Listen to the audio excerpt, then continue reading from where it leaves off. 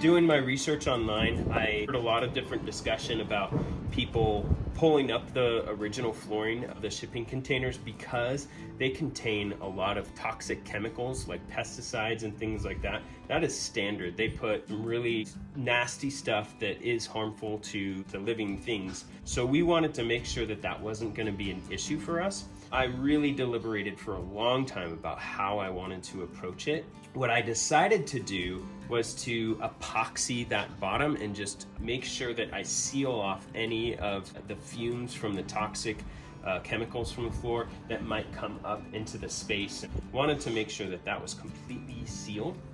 What I did was I used this epoxy right here, which is from a company called Progressive Epoxy. They're on the East Coast and they specialize in marine applications. So I bought an epoxy that is good for boat holes, for like decking on boats and things like that. So it's weatherproof, it's super sealed. This is the base and this is the curing agent, so you have to mix these together really well. For the insulation, I just put this purple 1-inch stuff.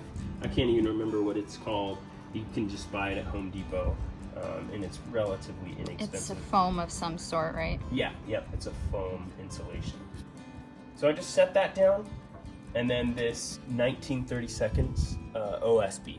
So this is gonna serve as my subfloor, and I'm just gonna nail it down with 3-inch screws. Make sure that you have a pretty decent drill for that, because once the screw gets down into that original flooring, it gets kind of hard to put in because it's tropical hardwood, so it's pretty tough stuff.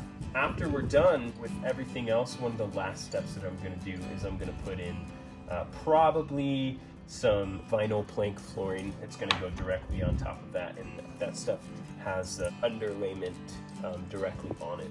So that's it for the flooring for now.